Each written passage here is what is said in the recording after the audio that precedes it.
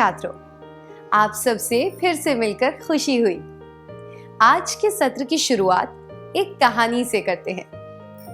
सन 1610 में एक दिन शाम को महाराजा उदय सिंह ने जेब से अपना मोबाइल फोन निकाला और अपनी महारानी को फोन करके कहा, प्रिय, मैं अपनी मोटरसाइकिल पर शहर का दौरा करने जा रहा हूँ, इसलिए महल पहुंचने में मुझे थोड़ा समय लग जाएगा। सेवकों से कहना कि जब तक मैं ना लौटूं तब तक लाइटें बंद ना करें। इस कहानी में हास्यपद और विचित्र बात कौन सी थी?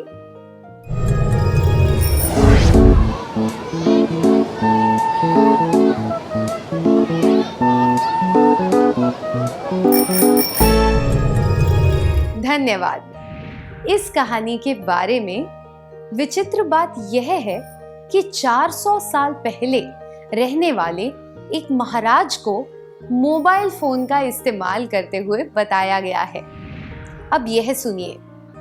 इमरान ने शर्ट, पैंट, टाई, कोट और जूते पहने और सिर पर एक सोने का मुकुट लगाया। वह हाथ में एक तलवार लेकर हाईवे पर गया और धीरे धीरे चलने लगा। यह बात भी विचित्र और हास्यपद है, क्योंकि आजकल के जमाने में कोई मुकुट लगाकर हाथ में तलवार लिए नहीं घूमता।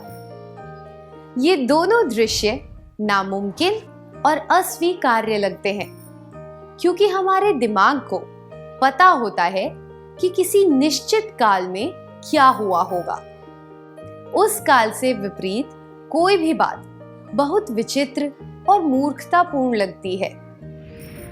काल के आधार पर हमारा दिमाग चीजों की विशिष्टता पहचान पाता है और उसके अनुसार उन्हें स्वीकार करता है। अब एक खेल का समय है। इस खेल के 4 चरण हैं। सबसे पहले आपको अपने जन्म के महीने के आधार पर समूह बनाने हैं। जैसे कि जनवरी में पैदा हुए सब लोग एक समूह में होंगे, उसके बाद फरवरी इत्यादि। फिर आपको गिनना है कि प्रत्येक समूह में कितने छात्र हैं। दूसरे चरण में प्रत्येक समूह के सबसे छोटे कद वाले व्यक्ति को समूह से अलग खड़ा होना है। तीसरे चरण में प्रत्येक समूह के सदस्यों को कद के बढ़ते हुए क्रम में खड़ा होना। सबसे छोटे कद वाला व्यक्ति सबसे आगे खड़ा होगा। चौथे चरण में सदस्यों को अपनी जन्म की तारीख के आधार पर बढ़ते हुए क्रम में खड़ा होना है। जन्म के वर्ष पर ध्यान नहीं देना है, केवल तारीख के अनुसार क्रम बनाना है। क्या हम शुरू करें?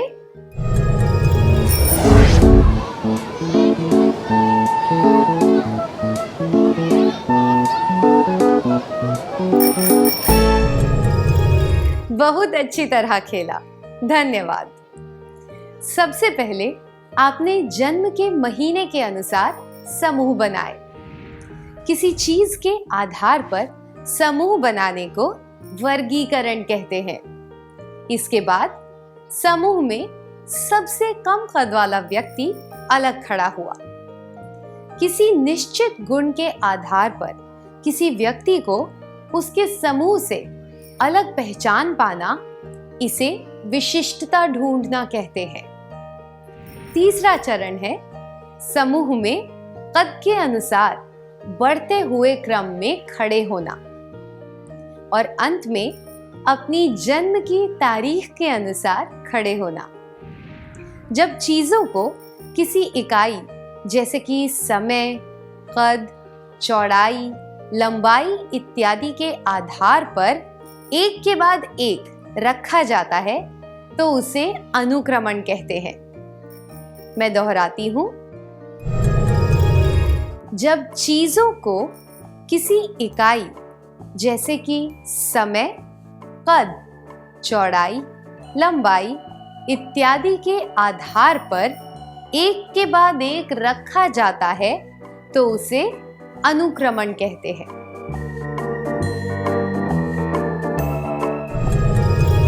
आइए अनुक्रमण को समझने के लिए कुछ क्रियाकलाप करते हैं। इस क्रम को देखिए, 2, 4, 6, 8, 10। 10 के बाद क्या आएगा?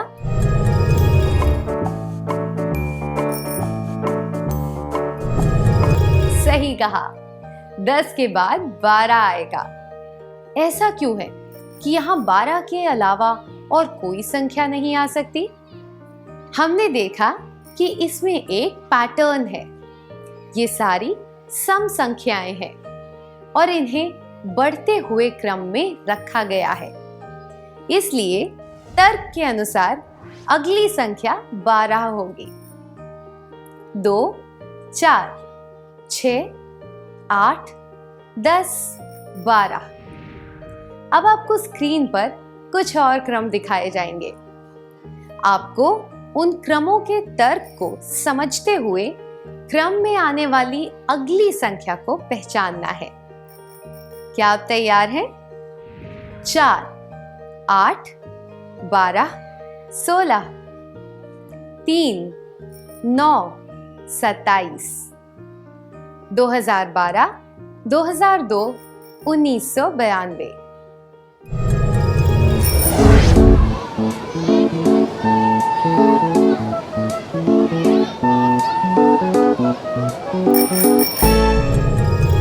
धन्यवाद। आइए अब उत्तर देखते हैं। पहला क्रम संख्या 4 से शुरू होता है और उसके बाद आगे वाली संख्या प्राप्त करने के लिए पहले वाली संख्या में 4 जोड़ा गया है। 0 में 4 जोड़ा मिला 4। 4 में 4 जोड़ा मिला 8। 8 में 4 जोड़ा मिला 12। 12 में 4 जोड़ा तो मिला 16। हम यह भी कह सकते हैं कि प्रत्येक संख्या 4 की गुणज है, जिन्हें बढ़ते हुए क्रम में रखा गया है। 1 गुणा 4, 2 गुणा 4, 3 गुणा 4 इत्यादि। इसलिए अगली संख्या होगी 20। 16 + 4 या 5 गुणा 4। दूसरे क्रम में पहली संख्या है 3, दूसरी संख्या है 9, तीसरी संख्या है 27। पैटर्न ये है कि आगे वाली संख्या प्राप्त करने के लिए पिछली संख्या को 3 से गुणा किया गया है। इसलिए पहले वाली खाली जगह में 27 गुणा 3 होगा, जो है 81। दूसरी खाली जगह में 81 गुणा 3 आएगा, जो है 243। तीसरे पैटर्न में संख्याओं को घटते हुए क्रम में लगाया गया है। पहली संख्या है 2012 और अगली है 2002, जो कि पहली संख्या से 10 कम है। तीसरी संख्या है 1992, जो कि 2002 से 10 कम है। इसलिए पहली खाली जगह में 1982 आना चाहिए, क्योंकि 1992 घटा 10 1982 होता है। दूसरी खाली जगह में 1982 घटा 10 आएगा, जो है 1972। अब एक और क्रियाकलाप करेंगे। क्या आप बता सकते हैं कि अगली 2 खाली जगहों में तीर की स्थिति क्या होगी? शुरुआत में तीर ऊपर की तरफ है, या कह सकते हैं कि उत्तर की तरफ है, और उसके बाद उसे दाईं तरफ 90 डिग्री के कोण पर घुमाया गया, जिससे वह पूर्व की ओर इशारा कर रहा है। तीसरे चित्र में उसे फिर से दाईं तरफ 90 डिग्री के कोण पर घुमाया गया, जिससे वह दक्षिण की तरफ इशारा कर रहा है। इसलिए इसके बाद तीर को फिर से 90 डिग्री दक्षिणावर्त घुमाया जाएगा, तो वह पश्चिम की ओर इशारा करेगा। आखिर में उसे फिर से 90 डिग्री पर घुमाया जाएगा, जिससे वह अपनी प्रारंभिक स्थिति में उत्तर की ओर हो जाएगा। क्या अब हम एक और क्रियाकलाप करें? आपको स्क्रीन पर 4 वर्ग दिखाए जाएंगे, जिनमें अलग अलग आकृतियां बनी होंगी। चौथा वर्ग खाली होगा। आपको बताना है कि चौथे वर्ग में आकृतियों की स्थिति क्या होगी। आप तैयार हैं?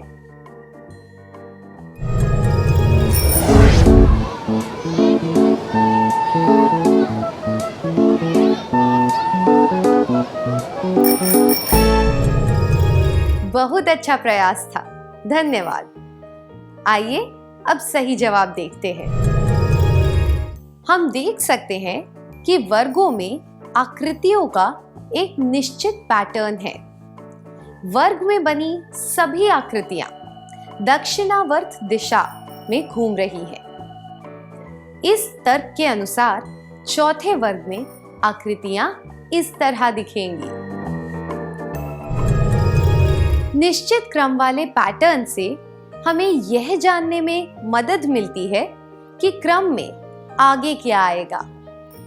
अब क्रियाकलाप द्वारा हम यह देखेंगे कि इन योग्यताओं का इस्तेमाल हम अपने वास्तविक जीवन में किस तरह कर सकते हैं। बस में सफर करके आप सबसे दूर कौन सी जगह गए हैं? क्या आप बता सकते हैं कि वह बस रास्ते में किन किन जगहों पर रुकी थी? आपको इन जगहों के नाम सही क्रम में बताने हैं। इसी तरह आपको यह बताना है कि जब आप रेलगाड़ी से किसी जगह गए, तब आपके शहर या गांव से शुरू होने के बाद रास्ते में कौन सी जगहें आई। यह भी आपको सही क्रम में बताना है। कृपया स्वेच्छा से आगे आ जाइए।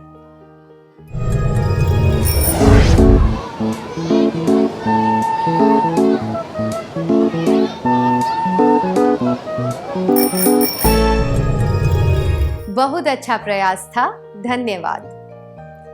2 जगहों के बीच जो स्टेशन आएंगे, उनके क्रम को बदला नहीं जा सकता। इसी तरह कुछ क्रम ऐसे होते हैं जिन्हें बदला नहीं जा सकता। उस क्रम की वजह से ही कोई विधि अर्थपूर्ण होती है। आइए एक क्रियाकलाप के द्वारा यह जानने की कोशिश करते हैं। आपको स्क्रीन पर कुछ वाक्य दिखाए जाएंगे जिनका क्रम सही नहीं है।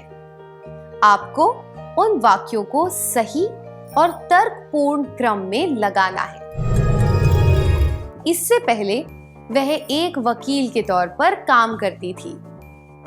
विधानसभा में चुने जाने के बाद आपको बहुमत हासिल करना पड़ता है। वह नई मुख्यमंत्री है। पिछले साल वह पार्टी की नेता बनी। वह हाल ही में मुख्यमंत्री के पद के लिए चुनी गई। पार्टी की नेता बनने के समय भी वह वकील के तौर पर काम कर रही थी।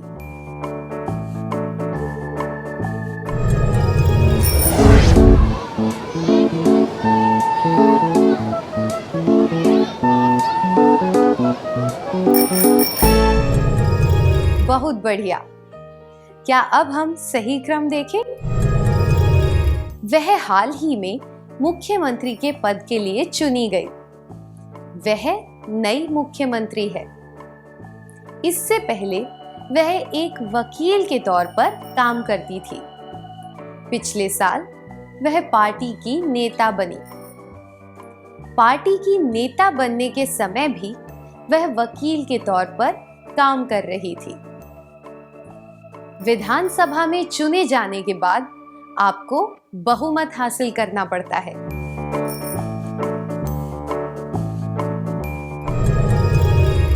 चुनाव में खड़े होने के लिए एक व्यक्ति को खुद की योग्यता साबित करनी होती है और पार्टी में नेता बनना होता है।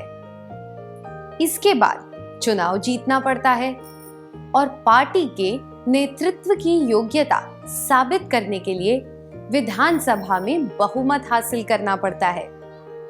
ऐसा करने पर ही कोई व्यक्ति मुख्यमंत्री बन सकता है। प्रजातंत्र में मुख्यमंत्री का पद हासिल करने का यही क्रम है। अब हम एक क्रम देखेंगे जो प्रकृति में पाया जाता है। जब अंडे फूटते हैं तब उसमें से इल्लियां निकलती हैं और वे पत्ते खाकर बड़ी होती हैं। इसके बाद वे अपने चारों तरफ एक कवच बना लेती हैं और सुंदर पंख प्राप्त करने से पहले अपने कवच के अंदर ही रहती हैं। तितली बनने के लिए उन्हें इन सब चरणों से गुजरना पड़ता है और प्रत्येक चरण पर कुछ आवश्यक कार्य करने पड़ते हैं जिनके बिना वे तितली नहीं बन सकती। इसी तरह मनुष्यों को भी बड़े होने से पहले कुछ चरणों से गुजरना पड़ता है। कुछ चरणों से गुजरने के बाद ही मनुष्य शारीरिक और मानसिक रूप से वयस्क हो पाते हैं। प्रत्येक चरण की कुछ जिम्मेदारियां होती हैं जिन्हें निभाना पड़ता है। अगर हम इस क्रम को बदलने की कोशिश करें तो बहुत गड़बड़ हो जाएगी। अनुक्रमण की मदद से हम प्रकृति की व्यवस्था को समझ सकते हैं। अनुक्रमण के फायदे। प्रकृति की व्यवस्था क्रम को समझने में मदद मिलती है। अब आपको स्क्रीन पर कुछ और चित्र दिखेंगे। आपको इनका सही क्रम पहचानना है।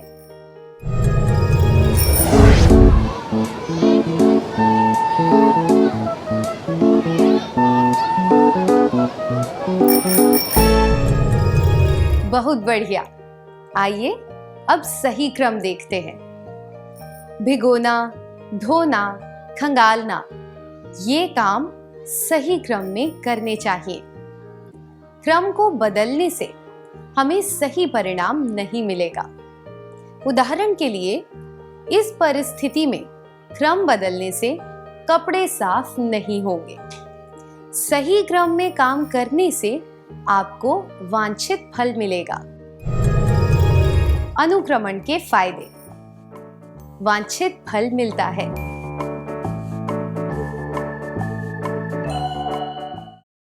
करुणा सुबह देर से उठी। काम खत्म करने के बाद उसे स्कूल जाना था। उसकी माँ उसे जल्दी तैयार होने के लिए कह रही थी। करुणा कुछ देर के लिए रुकी और उसने कामों का सही क्रम बनाया। ऐसा करने से वह स्कूल जाने से पहले अपने सारे काम खत्म कर पाई। हमने इससे क्या सीखा? चिंता और परेशानी से बचने के लिए हमें अपने काम क्रम में लगा लेने चाहिए। अनुक्रमण से हमारे काम व्यवस्थित हो जाते हैं। अनुक्रमण के फायदे। काम को व्यवस्थित करने में मदद मिलती है। आइए अनुक्रमण का एक और फायदा देखते हैं। अगर आप शतरंज खेलना चाहते हैं तो आप किसी से कहेंगे कि वह आपके साथ खेले। आप शतरंज के बोर्ड को दोनों खिलाड़ियों के बीच रखेंगे और सफेद व काले मोहरों का चुनाव करेंगे। इसके बाद आप अपने मोहरे जमाएंगे।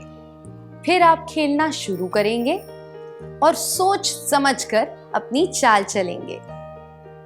जिन प्यादों या मोहरों को आपने मार दिया होगा वे बोर्ड से हटा दिए जाएंगे। जब किसी खिलाड़ी के राजा को शह और मात दे दी जाएगी तब खेल खत्म हो जाएगा। खेल खत्म होने पर बोर्ड हटा दिया जाएगा और अगला खेल खेलने से पहले उसे उपयुक्त जगह पर रख दिया जाएगा। जो काम करने हैं उनकी सूची बनाना और फिर उन्हें सही क्रम में रखना, इसे कार्य योजना कहते हैं। अब एक क्रियाकलाप करेंगे। कादिर एक गायन प्रतियोगिता में भाग लेने वाला है, जो कि उसके स्कूल में 10 दिनों बाद होगी। उसने अपने कार्यों की सूची पहले ही बना दी।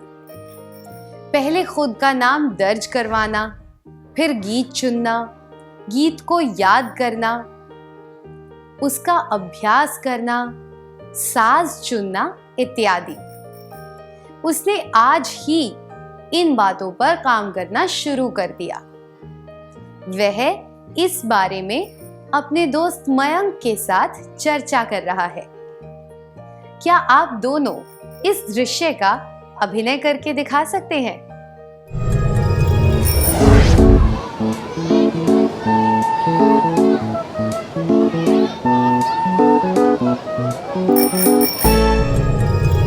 बहुत बढ़िया था, धन्यवाद। नाम दर्ज करवाने से लेकर भाग लेने तक अगर सारे कार्यों की सूची सही क्रम में बनाई जाए तो लक्ष्य तक पहुंचने की कार्य योजना अपने आप सामने आ जाती है। अनुक्रमण के फायदे। कार्य योजना बनाने में मदद मिलती है।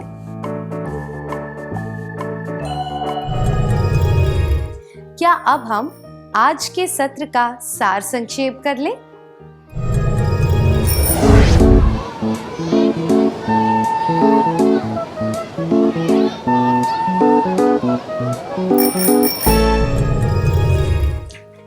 जब चीजों को किसी इकाई जैसे कि समय, कद, चौड़ाई, लंबाई इत्यादि के आधार पर एक के बाद एक रखा जाता है तो उसे अनुक्रमण कहते हैं।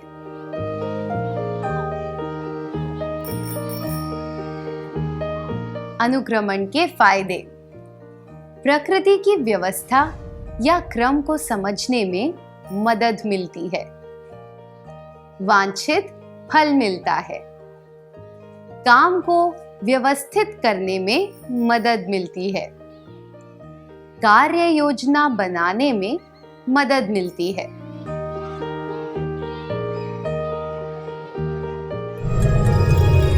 इतनी अच्छी तरह सार संक्षेप करने के लिए धन्यवाद। अब थोड़ा गृह कार्य लिखने का समय है ताकि ये बातें आपको अच्छी तरह याद रहें।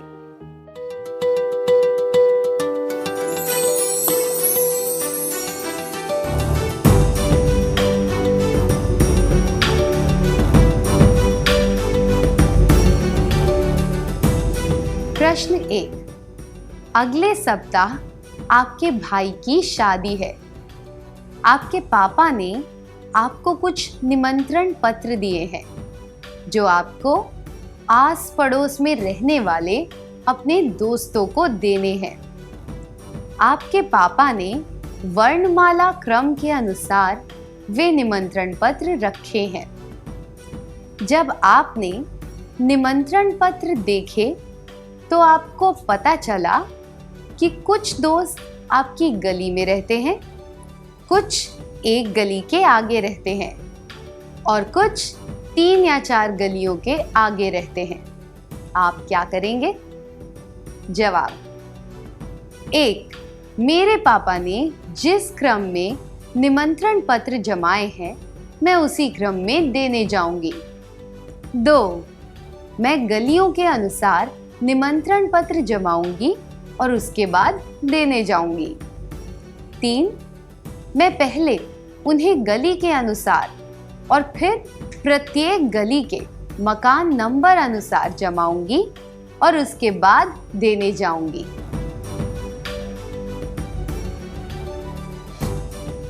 प्रश्न 2। इस पैटर्न में आगे प्रश्नवाचक चिन्ह के स्थान पर क्या आएगा? जवाब।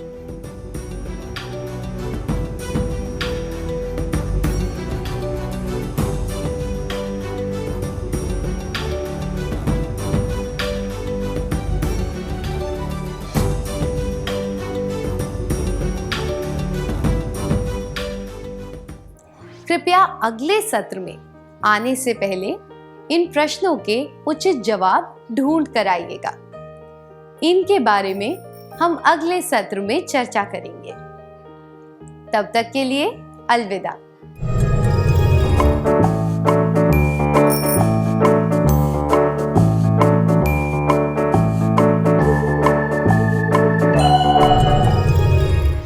आपका स्वागत है छात्रों।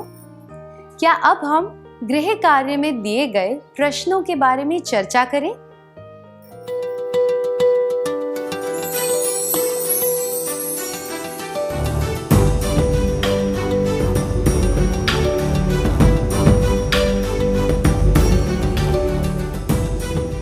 प्रश्न 1। अगले सप्ताह आपके भाई की शादी है। आपके पापा ने आपको कुछ निमंत्रण पत्र दिए हैं जो आपको आस पड़ोस में रहने वाले अपने दोस्तों को देने हैं। आपके पापा ने वर्णमाला क्रम के अनुसार वे निमंत्रण पत्र रखे हैं। जब आपने निमंत्रण पत्र देखे तो आपको पता चला कि कुछ दोस्त आपकी गली में रहते हैं, कुछ एक गली के आगे रहते हैं और कुछ 3 या 4 गलियों के आगे रहते हैं। आप क्या करेंगे? यह जवाब, मेरे पापा ने जिस क्रम में निमंत्रण पत्र जमाए हैं मैं उसी क्रम में देने जाऊंगी, अनुचित है। भले ही निमंत्रण पत्र वर्णमाला क्रम में हो, पर वे व्यक्ति अलग अलग गलियों में रहते हैं। वर्णमाला क्रम में जाने से आपका बहुत समय बर्बाद होगा और आपको कुछ गलियों के बार बार चक्कर लगाने पड़ेंगे। दूसरा जवाब, मैं गलियों के अनुसार निमंत्रण पत्र जमाऊंगी और उसके बाद देने जाऊंगी। यह भी अनुचित है। गली में किसी का घर आगे हो सकता है और किसी का पीछे। इस वजह से आपको एक गली में भी बार बार घूमना पड़ सकता है। यह जवाब, मैं पहले उन्हें गली के अनुसार और फिर प्रत्येक गली के मकान नंबर अनुसार जमाऊंगी और उसके बाद देने जाऊंगी, सबसे उचित है। ऐसा करने से आपकी कार्य योजना बिल्कुल स्पष्ट हो जाएगी और आप समय बर्बाद किए बिना व्यवस्थित तरीके से अपना काम कर पाएंगे। आपका जवाब क्या है?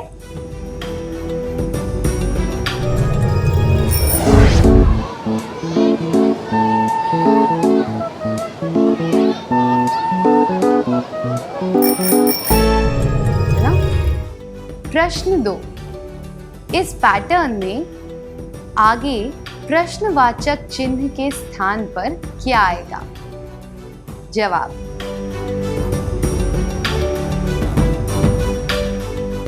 अगले प्रश्न का उचित उत्तर है बी। आपका जवाब क्या है?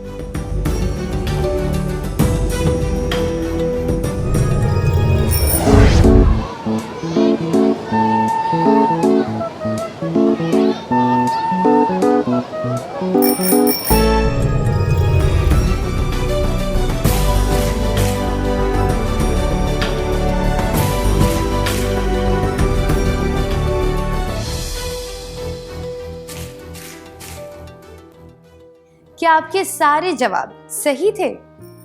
अगर हाँ तो आपको बधाई हो। क्या अब हम अगला सत्र शुरू करें?